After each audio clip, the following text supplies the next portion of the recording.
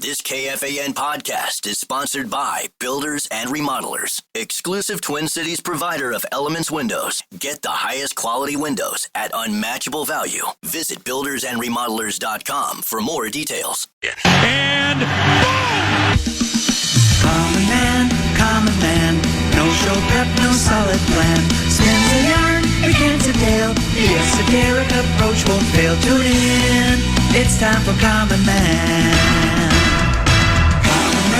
Common man, charms your housewives like no one can. What'd you shoot?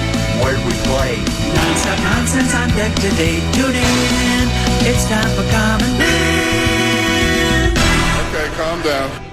Why should anybody aspire to be a common man, an average man? Do you realize what it means to be average? That means you're the best of the lousiest, and the lousiest of the best. Now, if we demand more and more for producing less and less, while the have-not nations encourage and inspire and indeed require hard work and maximum effort, if we deify the common men while they encourage and reward the uncommon ones, well, the end result of such a lopsided race as that is too obvious to require elaboration. I mean, it's like, hello?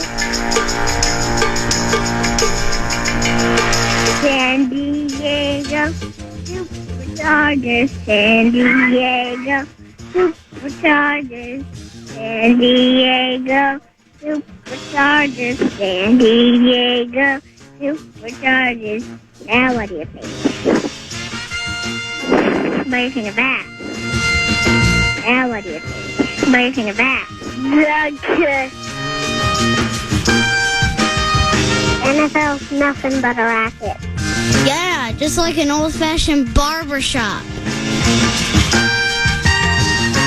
He has no chance. Give me the fish. Give me the fish. Let's see all the fish. Give me the fish.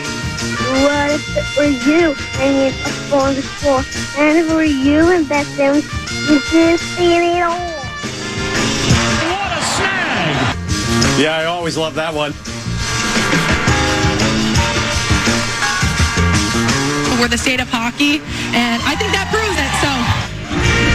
What are you doing? Boy, how disappointing is that? Border battle!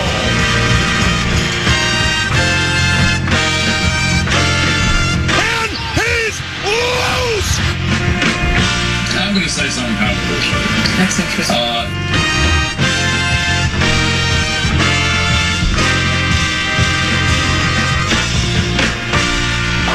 The cardiac cats. Super Bowl, homeboy. It's on now.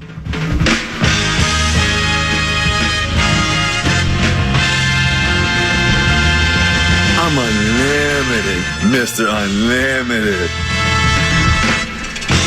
You like that? You like that? He's the clown from Brown. He's the fourth in the north. This is the common man, Dan Cole. Well, in response to Kirk Cousins' question that he repeated, actually, you like that, you like that. I don't mind it. You like that? I don't mind it.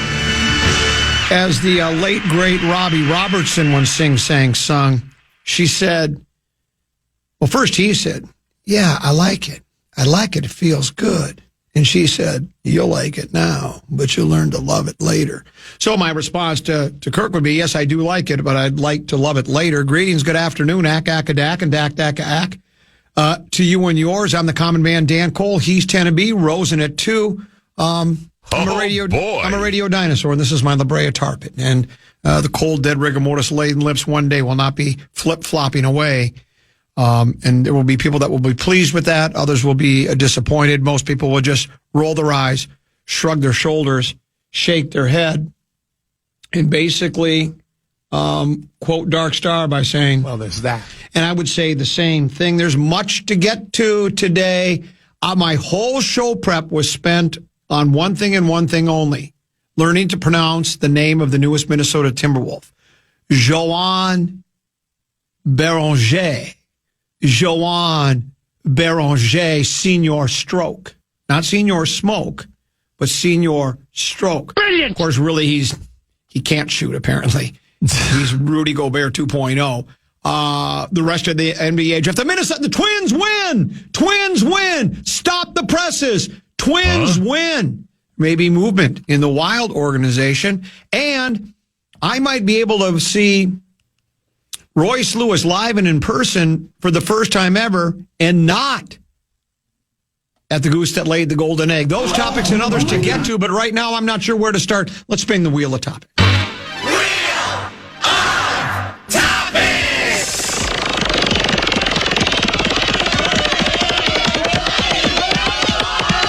Royce Lewis. Commons golf game. That caught me off guard.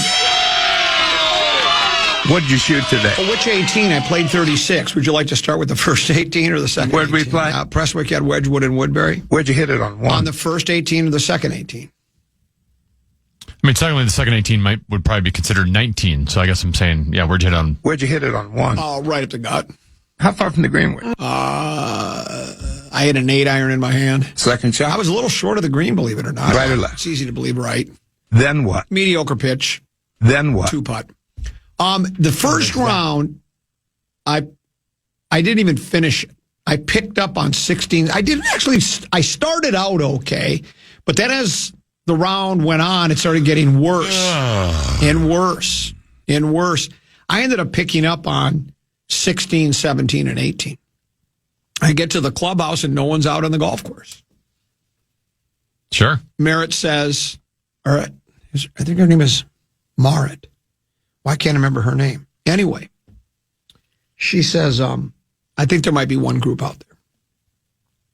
So I may as well play 36. I got nothing but time, right? Show's prepped. I just told you my show prep. Joanne Béranger. Joanne Béranger. So my show prep's done. 77 Sunset Strip on the second. And it was one of those rounds, tend to be where it was, there's some lucky stuff that happened. Like, I'm in the green. I shoot 38 on the front, and I was right in front of the green on 9, and I just kind of flubbed a wedge onto the green. I had 6, 7 feet, and I just made a bad putt. So I made bogey, make the turn at 2. I bogeyed 10, get to 11, and I hit it in the green side bunker. I catch all ball. It's a back right pin, and it goes over the green into the rough. So and you know back there, it's like, if there's one rule when you're playing Prestwick, what does it tend to be? Stay below the hole? Keep it below the stick when you're playing at the wick. Keep it below the stick when you're playing at the wick. So I'm up above the stick, and there's only like maybe 3 or 4 paces off the back. So I decide, well, I'm going to try to hit the perfect shot, and but I don't hit it hard enough, and it pops up and then stops on the fringe. So now so the ball's only traveled 2 feet, 3 feet. And now I got this downhill, 8, 9, 10 footer. I make it. Then I birdie 12. Perfect drive, stuff a 9-iron into a foot from going in. It's headed right into the cup, tap in. Get to 13. Hit a poor drive right. I hybrid up short. I chunk a wedge. Just chunk it. It pins in the middle of the green. Chunk it. It goes about 10 feet. I got 20 yards and I chip it in. I mean, so it's like I make par and I had no business. Making par. And I just I ground it out a little bit. Made a nice up and down on 16. I'm still not hitting the ball really well. I have my moments, but there were times when the club was my brush, the ball was my paint, the course was my canvas. And then there were other times I just kicked that, when you turn around and you kick the can all over and it spills and then it turns into an abstract. But I will continue my relentless pursuit of doing the things I used to do that made me a fairly decent player. I will not give up. There will be no white flag above my door. I will not. I'm going Dido on the bit. I'm sticking with it for as long as I can. I did not watch I watched the entire Twins game. I mean, I wasn't staring at the TV the entire time, but I turned it on at 6:40, had it on the entire. It's my kind of baseball, and I know it's boring for most people. And there were moments where I was kind of hoping for a hit. I love pitching duels. And their kid, I can't remember the kid's name, and he was coming off, I think, he's had some kind of elbow issue or something. And, his stats going into the game were nothing to write home about. So I thought we might tee off on him. And then I remembered we're the Twins. We don't tee off on anybody anymore. But Joe Ryan was Joe Ryan. He was really good. You're talking about George Kirby? George Kirby was pretty good last night. Twins only scored 2 runs, and I don't know. How deep did Kirby, do you have a box score up there? Yeah, how deep did Kirby 6 innings, gave up 1 run, 3 hits. That was it. And did Joe just go 6 or did he go 7? 6 scoreless innings for Joe. Yeah, and Joe was really good. And then I think the first run, Buck got on base and somebody drove him home, and that was all we needed. Then we got an insurance Castro. run. It was Castro drove him in? Castro drove him in. Yeah. And as you can see, I wasn't paying that close attention to the game. But I knew Buck got on base, and then Castro drove him home. And how did we get our last run? Cody Clemens home run. That's right. And that's Raj's kid. So he hits one over. And, he was, I remember that now because he was flexing and everybody was cheering and it was all a wonderful thing. So we win a game. It's like, stop the presses. So I did not watch the NBA draft. But then I did learn this morning when I got up to go play golf, I checked the wire and, sure enough, it said we stood pat and we drafted Joan Béranger Senior Stroke. Even though he's from France, so it doesn't really work, but I'm going to go with it anyways. The Fighting Frenchman. So now we have a French connection, right? We have 2 players. There's a French connection. We got Rudy Gobert. Apparently what I read, Fish Wrap Factory Westside did a little expose or a little piece on Béranger. Kid's only been playing hoops like 3 years. Yeah. Just picked up the game. That does go to show you if you're a decent athlete, you can pick up, play.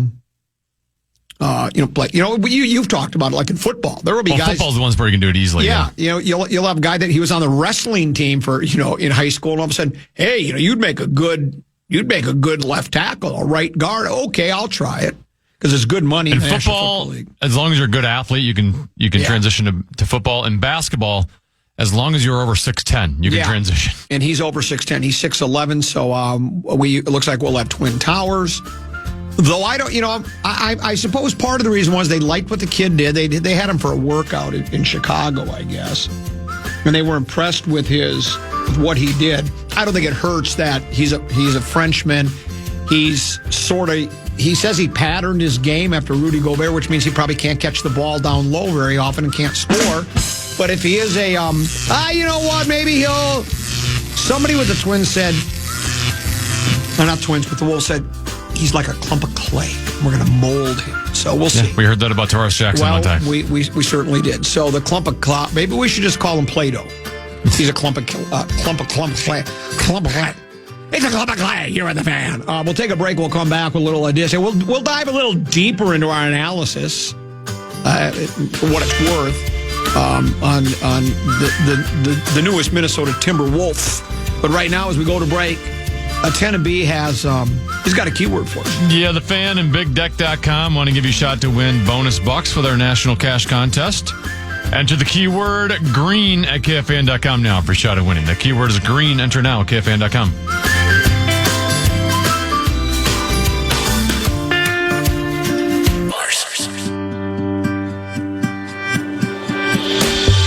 Elevate your 4th this year with $100 to Fireworks Forever.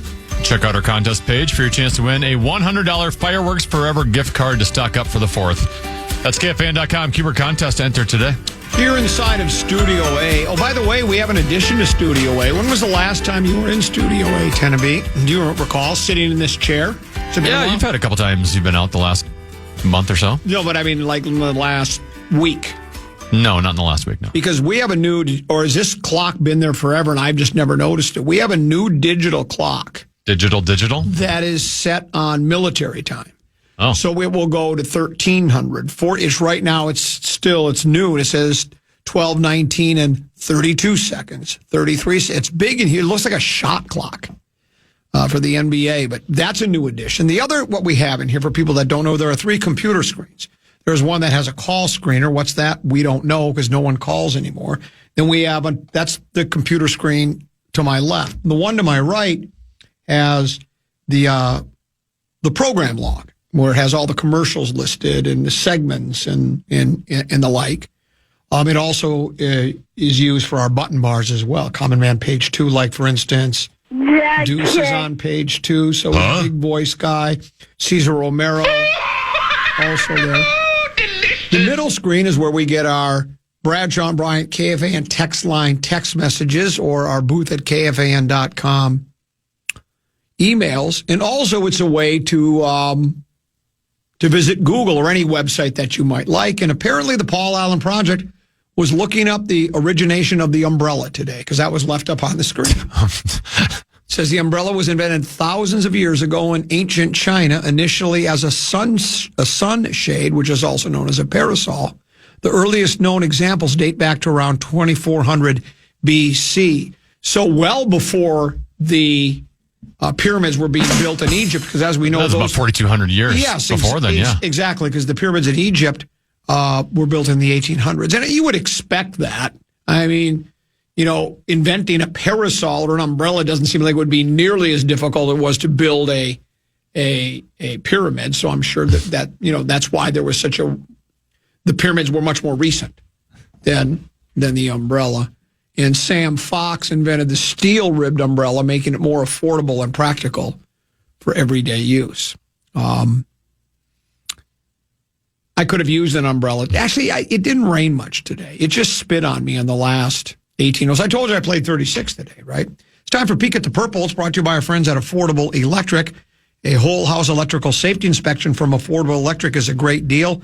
Their licensed experts will inspect your wiring, your outlets, panel, and much more to catch issues before they become problems. Whether you're getting ready to list or just staying proactive or whatever the case may be, they got you covered. Family owned and operated, they treat your home like it's their own. Affordable-electric.com, affordable-electric.com, and Affordable Electric is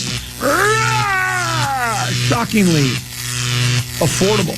It's actually a whiff at the wild. I didn't see anything purple related that would be worth discussing. Maybe Tenneby, you saw something. I did not.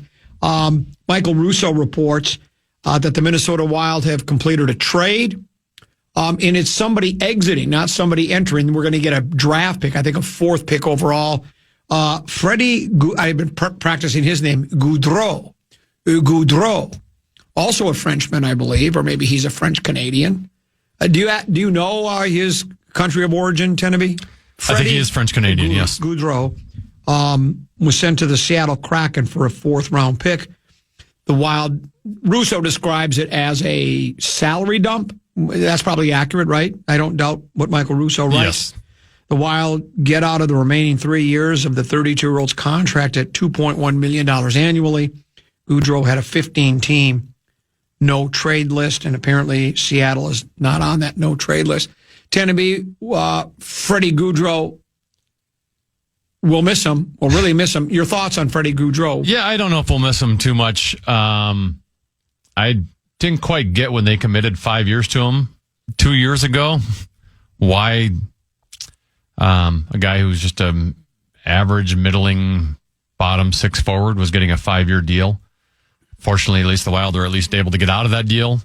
And Goudreau had an okay year in terms of some offensive stats for him. He obviously played a little bit of a bigger role with some of the injuries they had, especially Eriksson Ek being down for as long as he was. But he's fine. The problem with Freddie is he's not skilled enough to be in your top 6 and really not physical and rugged enough to play in your bottom 6. He ended up doing okay on the penalty kill at the end of the year because he could win some faceoffs for you. Probably what the Wild will miss the most is his ability in shootouts, frankly. Though as long as Kaprizov, Boldy, and Zuccarello are healthy, you shouldn't have too much need for Freddie. But yeah, I guess what's surprising is they did send him off without getting clarity on Rossi first, right? Like we could be in a position where if Rossi gets traded and we don't get a center back, now all of a sudden you've got quite the hole at the center position. You don't have a lot there. But they've got a little bit of money to spend in free agency, and they've been trying to get some trades going. But yes, I think this is just a salary dump. Not that he got a huge salary. I think he was making a little bit over $2 million. But yeah, I'm fine with it. 4th round pick is not those players aren't going to pan out a whole lot too often. Now, the Wild only have 4 picks in this year's draft. They don't have a first-round pick. They don't have a third-round pick, so it gives Judd Brackett a 5th selection to make. But yeah, it's really not what you're getting in return. It's we're going to try to save some salary here to use it elsewhere. I'm told it was the Power Trip that was researching umbrellas. And it wasn't because of the rainstorm. It was because that story about the lifeguard that got impaled by a... Did you hear about that story? No. Yeah. I mean, she didn't die. Somehow went through her shoulder. I just glanced at the headline, and when it said she was okay, I didn't bother to investigate any further. If she was dead, I probably would have read the whole story. But I think she's going to be okay. Impaled by an umbrella. That doesn't sound fun. I don't want anything impaled. And then it says the Power Trip made the same joke that I did about the pyramids. So the Power Trip now, I mean, when you start stealing common man's jokes, you know there's, they must be struggling in the mornings now if they're using I always love that, right? A lot of people are saying that would be the case. So, it would make more sense that the Power Trip would be Googling that than PA. Well, that doesn't seem like something PA would. But that means PA never touched that screen once. So he might not, yeah. I don't think he does. Oh. So Nordo's the one that checks the text messages then? Yes. Oh. I do believe that to be accurate. Generally, we have text messaging guy check them, but he's off today. So that's why I'm checking them. And so there we go. So, yeah. So, again, it's a salary dump. We get a 4th round pick, but I think what you said, I really wasn't listening. I was just waiting for my turn to talk. We have a little bit of Jing. We have a little Doe. We have a little Do-Re-Mi, and we'll find a center somewhere because we desperately need one, right? Well, I mean, as of right now, Rossi's on the roster. You know, you've got Jewel Eriksson Ek. The Russian kid Yurov, who's one of their highly regarded prospects. Well, maybe we don't need one then. We don't know. Well, yeah, we don't know. I think they're going to try him at center to begin with. We don't know if he's a center long term yet. And even if he can be a center long term, we don't know if he'll be a center at this stage of his career so early on for this upcoming season. But Ryan Hartman's versatile. He can play both. But yeah, there's still another center out there that's not on the roster that will be. Are you a versatile guy or versatile? I like saying versatile. I'm a versatile. Yeah, I'm going to go with versatile. That's why we're different. That's why we work so well together. We'll take a break. We'll come back. By the way, Whiff It the Wild brought to you by our friends at Affordable Electric. Affordable-electric.com. Affordable Electric is shockingly affordable.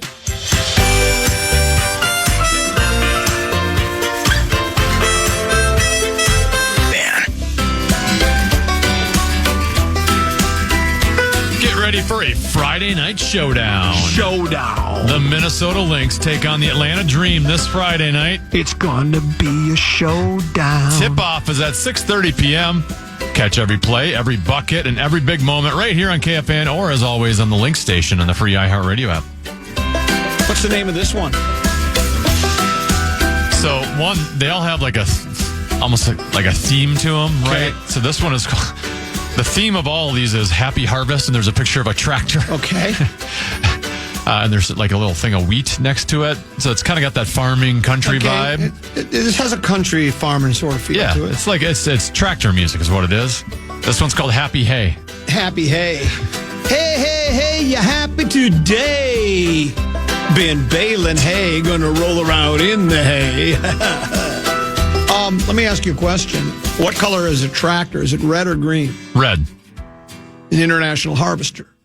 See, I know PA, they call them, are they tractor talkbacks? Yeah, tractor talkbacks. Yeah. PA is really, pardon the pun, cultivated that audience. We do it, Did we do our Talkback Tuesday this week? I think we forgot. We like farmers. No! I mean, without farmers, we would have no food. You only need a doctor every once in a while, but you need a farmer 3 days a week or 3 times a day, right? Yeah. Breakfast, lunch, and dinner. And snacks. And snacks, too. I had one. You're an International Harvester guy or a John Deere guy? You red or green, Tenneby? Which one? I'm a John Deere guy. See, I'm an International Harvester guy. I mean, nothing runs like a Deere. I don't mind a John Deere. John Deere doesn't make a bad tractor. It's an old inside I always joke. love that one. So, yeah, we love our farmers out there. And keep baling that hay. Keep hoeing that row or rowing, whatever. Keep doing it for us because I'm hungry. I'm going to have lunch a little bit later, and I'm sure much of what I'm eating. You like, I bet you think egg salad is yucky. Yeah.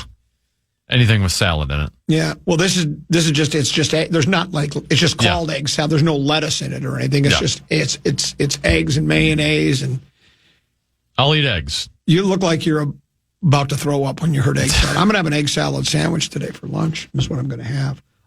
This text message came into the Bradshaw and Bryant KFAN text line. It says, not to be a conspiracy guy, but I think text line guy has always been common. He's mentioned too many of my texts on air to think otherwise. What happens, there's so many come in here.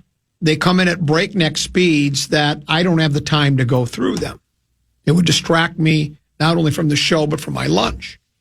So, text message. Screener guy, text message screener Sometimes guy. gal. Sometimes gal. It's a job sharing thing because neither one wants to be full time because they both want a work-life balance. So we can't get a full-time text message screener. But then they pass along the ones to me that they think I would use. If they're really nasty, we just block you. I'm not a big blocking guy. I'm more of a tackling guy. I'm not a blocker. I was a fierce pass rushing Rock of Gibraltar run-stopping defensive lineman, so I was a tackler. And I also was a precise right running sure and a pass-catching tight end, but, and I wasn't your Josh Oliver. I was more your Hawkinson. I was a pass-catching tight end, not really a block. Though I could throw a block. I could throw a pancake block when needed. You're right. I am the text message screener guy. I used to. My favorite would be back when it was just emails. Yeah. And people would rip me, right? And I would pretend I was text message screener guy and email screener guy. Email screener guy. And sometimes I'd email back, yeah, Common really is a jerk. I mean, you should see the way he treats people. Right? So now the guy's got an ally. Yeah. And he emails back. He goes, yeah, I kind of thought that's what Common was all about. What a horrible person. He goes, yeah, I got stories that you wouldn't have typing all this bad. He thinks email screener guys, it's just me, just trolling him, getting him going. It's so much fun. I just really enjoy it. CBS Sports did, and they're not the only ones. I'm sure any sports website, any sports talk show, any sports is your whole life sports of anything. You ain't worth your salt. You ain't worth your weight in gold if you didn't do a grade the draft. They're already grading the draft, which, Tempe, I think you and I both kind of we're amused by it. It's sort of roll your eyes, shrug your shoulders, and shake your head kind of stuff because, like with the draft, well, you don't know until the guy actually signs a contract, shows up at OTAs, at mini camps, training camp, and then plays football before whether it's a good draft or not. Same thing in basketball. We don't know if these guys will be future Hall of Famers or busts. My favorite part is, though, it's Cooper Flagg went number one. What do you think they got for an A? Or for grade? A. And what else are you going to give them, right? You can give him a C-. I mean, because Cooper Flagg was probably the best college. Did he win College Player of the Year? I think he did. He's pretty good. Conn Smythe Trophy winner, I think he was. A home run for I think it was Dallas. the Lady Bing. A home run for Dallas is the last sentence. He got an A grade. By the way, did we ever?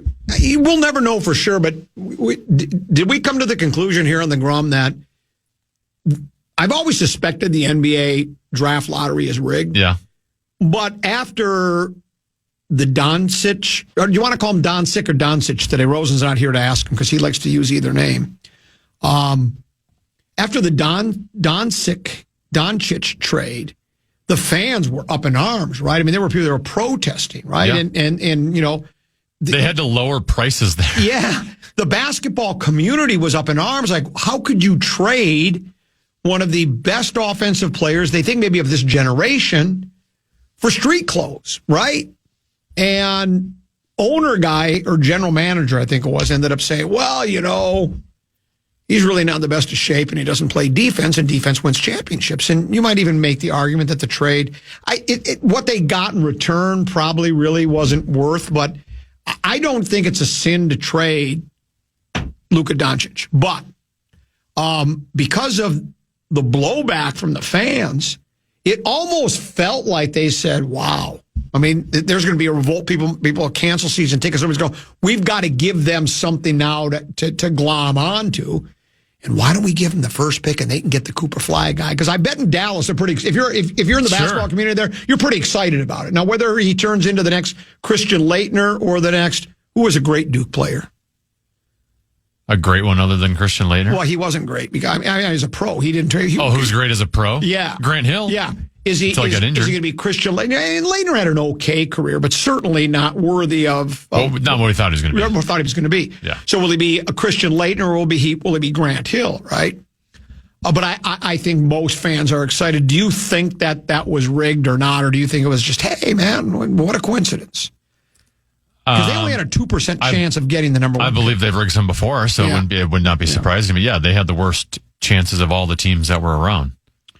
Rutgers. And now it's Flag, Kyrie, street clothes. Yeah. Let's go. Yeah, that could be a good club. That they'll be fun to watch. The Spurs took point guard Dylan Harper from the Scarlet Knights of Rutgers. There's an A. Got an A for that one. Sure, it's easy to get A's when you're drafting at the top of the draft. 76ers took shooting guard VJ Edgecombe. That's only a B, though. Ooh. And Charlotte took another Dookie, Kunipi. He got a B.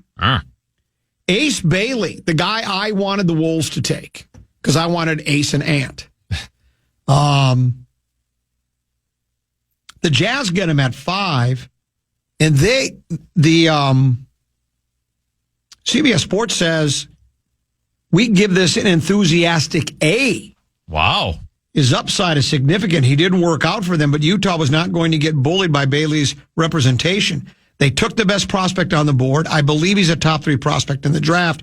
He's a jumbo wing. I've never heard of jumbo wing before. Does that mean big wing, or what does that mean? Well, I would assume so. Jumbo. He's a jumbo wing, high-level athlete, and tough shot maker. If everything clicks, he could have the highest upside in the draft. Ace Bailey is going to have an opportunity to have an immediate impact. I think in the long run, this can work out very, very well for the Utah Jazz. So you spin through the rest of somebody got a C+. New Orleans took point guard Jeremiah Fears. They're skeptical of him. He's one of the most polarizing prospects in the draft. There is bust potential. We'll see. But you go down and you get the draft B's and A minuses and B's, and let's get down and see what they say about the Wolves. Yoann Beranger, center out of France. Vive la France. He's very young. He doesn't turn 19 until November and has only played for a few years. But he's just under 7 feet without shoes and has better than a 7'4" wingspan. He's an extreme athlete with excellent mobility and good hands. His archetype is a rim-running shot blocker and lob threat. That's very valued in today's NBA. In Minnesota, Beranger gets to learn under Rudy Gobert and could potentially take over for him in a few years down the road. That's a great succession plan at the center spot. Grade A. Wow. We get an A for that. I'm going to be honest with you, Tennessee. Even though I lie for a living, I'm honest about it. I'd never heard of this guy until the Wolves drafted him. Yeah. Or maybe, I think Rosen brought up his name yesterday. I really wasn't listening, just waiting for Rosen to stop talking. But, and I don't know much about any of these players really either, right? I don't. I said I wish the Wolves would have got Ace Bailey. I couldn't pick Ace Bailey out of a lineup. It's just, let's have fun. So, I mean, I saw Cooper Flag play. I know who he is. There was a couple of other names. The kid that played the guard for Florida, that won the national championship. Remind me of his name. He got taken, I don't know when, but I recognize that name. But from what you hear about this kid, he's big. He's already a good defensive player, shot blocker. He modeled his game after Gobert. As far as defensively, that's a good thing. Offensively, I'm not so sure. And offensively, he does leave a little bit to be desired. But he's only been playing 3 years, and I really believe, and I think you agree with me here, the offensive part, pretty much in any sport, is more difficult to master than the defensive part. Because I think defense, for me, generally defense is just working hard and trying to get in a guy, especially in basketball. I know that, there are techniques. Football defense is a little bit different because, if you're a defensive back, the way you play defense is different than the guy on the offensive line or different than a linebacker. But still, so much of it's just wanting to get to the ball carrier. In the NBA, it's just get in a guy's face, deny him the ball. You saw what the Thunder did. Every series, all 4 series on their way to the NBA championship. There were possessions where the opposing team wouldn't get a shot off in 2 or 3 straight possessions. That's how the kind of defense they play. So if you can get a guy that already is pretty accomplished at defense, he's young, he's 19. And then I read somewhere too where when he was playing for Slovenia. So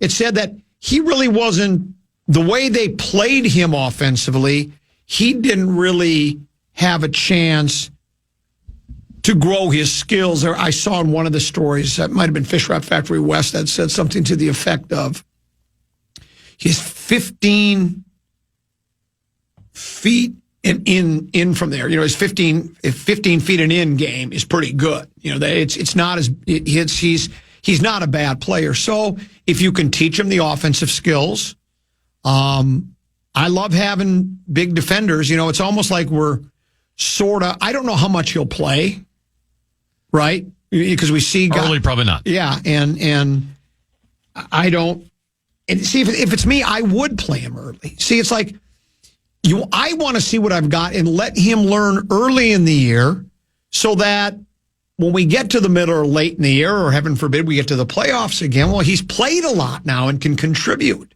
Now, could he cost you games early in the season? I don't know. I mean, if you use him spare, I still think you play him every game. Give him minutes. Let him play. I don't like this leaving guys. There are members of the Minnesota. Dillingham barely played. Luka Garza never plays. There's guys that never play. It's like, why are they even on the roster? I guess they're waiting for an injury or mop-up. Yeah, their insurance. Yeah, their insurance. But I would... I'd play him. I'd play him a lot. I'd play him a lot at the G League is where I'd play him. You're going to just going to get more minutes there than here with assuming Gobert and Naz Reid return. Now, if Naz Reid doesn't resign or if Gobert somehow got thrown in a trade, that changes things. Yeah. But he does appear to be a project. The highlight videos I watched, and I get that's very dangerous to just only watch highlight videos and not watch actual game film on somebody. But the highlight videos, they didn't show a whole lot of offense from him. Right. It was all defense. Right. But I will say, for a guy his size, he moves pretty darn well, right? Yeah. A lot of guys that are, you even see it with Rudy Gobert. Rudy Gobert is, 4-time defensive player of the year? But even him, when he has to go against smaller athletic players, he just they look unathletic. I mean, when you're that tall, you just look unathletic at times. This guy doesn't. Yeah. He's a big, tall guy that looks as athletic as a 6'6" guy. Yeah. And he's got good footwork. And especially now, it seems in the NBA more than any time now that you need guys that can defend multiple players because there's so many switches and changes, and that's the way the league is going. It's not like you're just out there defending the other team's big guy anymore. If they make a pick and roll or a switch, you got to be able to defend. Yeah. And he does look like he has elements of that. And the fact that he's only played 3-4 years, to me, screams a guy that's got potential high upside. We're not going to see it as early as most first-round draft picks, but I like taking the shot on a guy like that. I read the same thing you're talking about, that they feel like he can cover smaller guys and big guys, and he's not going to have much trouble with that. But he's just smooth. For a guy his size, he's as smooth as I've seen. I mean, I guess I tend to agree that the G League might be best, and then the G League, you're playing other guys that are G League players that are trying to learn the game. I don't mind throwing a guy right into the fire right away. This is what I would do. I would start him with the big club and play him a lot, or send him to the Kevin McHale big man. It'd be one or the other. Because either way, he's gonna develop, and he might. I'd develop, let McHale get a hold of him. I think that's the way to go. Well, look at all the great big men that McHale has developed here. Michael Oluwake, Big Brown Bet, Russian Nasir, Felton Spet, Luke Law. I always love that one. Stuck. Cherokee Park. He really didn't develop a lot of big men here, did he? The reputation That's what they didn't seem to fit. The narrative. You know how I would say, remember when the late Lorna Gladstone, who was a program director here for a while, anytime you would, we talked about this. Oftentimes people build a reputation so that when they're talking about them, like in print, it'll be Lorna Gladstone, whose forte was finding and developing talent, Kevin McHale, whose forte was finding and developing big men, and then we looked at the list of big men. I always love that one. There really weren't a lot of big men he developed, if any. I don't think he developed one big man while he was with the club. He was as good a big man as there was himself. He was. You remember when they came out with that first ever top 50 NBA players of all time? McHale was on that list. Mm-hmm. Very deserving. I don't know if they still come out with the top 50 list, and I'm sure as time goes by, guys slip out of that top 50 and other people take their places because there's new guys coming into the league all the time and extraordinary talents. So I don't know if McHale is still in there, but yeah, that's what they would say is they fight developing big men. We've not had a lot of success in the big man department here. I guess Gobert's been good, but that was through a trade. Big Meow, again, he was good. There's no question. He was an all-star. And offensively, he's very gifted. Defensively, left a little bit to be desired, though, as you've pointed out on a number of occasions. He was brilliant against Joker 2 years ago in the Western Conference semis. One of the big reasons we won that series. he was really good at slowing down Joker. But I remember this. I thought about this the other day because JG started his show yesterday, kind of recanting all the draft picks that the Wolves took, and I remember back when I first started here, when I was, when I wasn't so jaded and I was more into, I'm working at the all sports station in a big city. I get to go to games with a press pass and I can actually go to a NBA draft, potential draft pick workout. And this was when the Lon Chaney character Lon Chaney. He starred as Frankenstein. Who was the Chaney kid that played for Indiana? Liz Chaney. No, there was a Chaney that played for Indiana, and he was really good. I think he ended up. I don't know where he got drafted. I don't think we took him. Calbert Chaney. What year did he get drafted? I bet that was 96, 97, 98. Maybe it was even earlier than that. It might have been earlier than that because I was already starting to get jaded by the late 90s. I'm going somewhere with this story, by the way.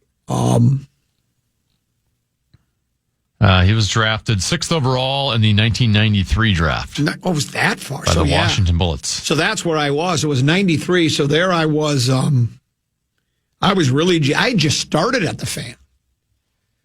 I was probably still part-time, but they brought Cal Chaney in to work out for the Wolves, right? They wanted to take, because the Wolves, you might find this surprising to me. I don't know if you were following the Wolves back then. They drafted in the top 3 a lot. I mean, a lot. So they were bringing in guys. Even though they're supposed to be like the number 1 overall pick, but they would lose the draft lottery and move back. The workout for Cal Chaney, and I don't know if this was for every guy, is very similar to the combine drills, the one I always mock and ridicule, where you have the coach with the shorts on and the whistle around his neck, and he's holding a football in his hand, right? And the player's facing him like 10 yards away, and he's running in place like this. And then the coach will point the football right, and then the player starts, sidestepping to the right like this, right? How do you call it? Sidestep? What would you call it? Shuffling your feet. Shuffling over to the right. Then he points to the left. So he shuffles back to the left. And then forward and back to try to see how quick he is and how his reaction time is. It was no different. They would have Cal Chaney just go to certain parts of the floor, and a coach would throw him the ball, and he would jump up and hit you. There's nobody defending him.